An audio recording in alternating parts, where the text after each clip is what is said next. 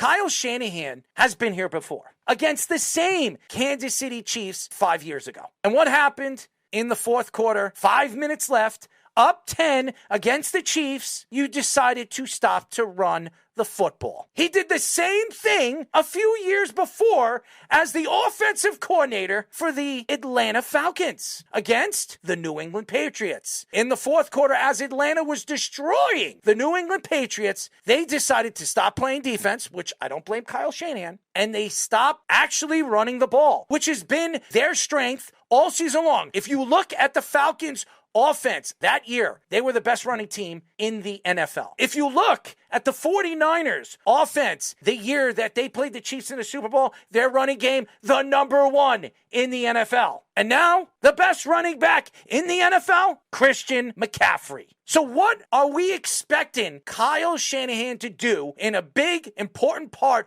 of this game in the fourth quarter while being up maybe against the Kansas City Chiefs, where they control the ball, they control the time, and they control the clock with their running game? What are they going to do? Are they going to decide to use Brock Purdy and throw the ball, or make Brock Purdy run the ball when you have a weapon like Christian McCaffrey? Julio Jones was on that Atlanta Falcon team. He was the best wide receiver in football. So I understand they have Deebo Samuel. I understand they have Brendan Ayuk. I understand they have George Kittle, who's an all-pro player this year, as Travis Kelce comes out and says he's the best tight end in football, which is a lie. We all know that Travis believes he's the best tight end in football. But nevertheless, they have more than just Christian McCaffrey. But when the going gets tough, who do they give the ball to? They give it to Christian McCaffrey. I expect this game to be the complete opposite, especially in the fourth quarter. And if Kyle can't get over the hump in this game, I would definitely look into next offseason if Kyle cannot win a Super Bowl and part ways with him. You have too good of a defense, too good of an offense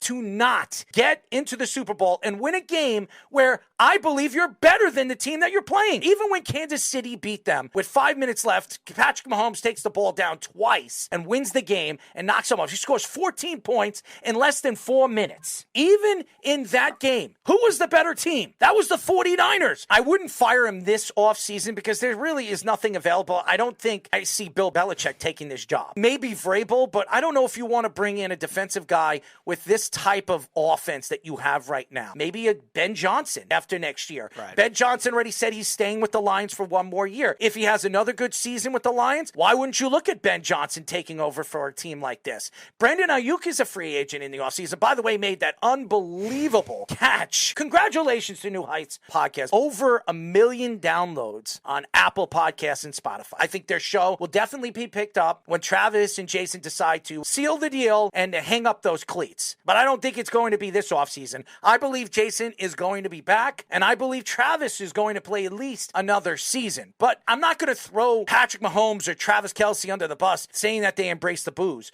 All big superstars embrace the booze. Ask Michael Jordan. Michael Jordan, everywhere he went, if it wasn't in Chicago, there were boos. And Michael Jordan played his best games in Madison Square Garden, in LA, at the Staples Center. He played his best games when the games mattered, when the boos were loudest. If you want to be a superstar and you want to pave the way and be compared to Tom Brady, Peyton Manning, Drew Brees, all these guys that we have seen over the last 20 years of football, you have to expect that you're going to be booed. You're the most hated player on the field. You might be the best player on the field, but you're the most hated player on the field. And Travis Kelce, I don't buy that he believes George Kittle is a better tight end than he is. That is the most ridiculous statement to a guy that has been dominant at the position for the last 5 seasons. He is not better than Travis Kelce. Travis Kelce changes games. I'm not saying George Kittle can't change a game. Kittle can't change a game by himself. Kelce can. Kadarius Toney really plugging the way all over Twitter or X. He is really throwing himself under the bus. He makes himself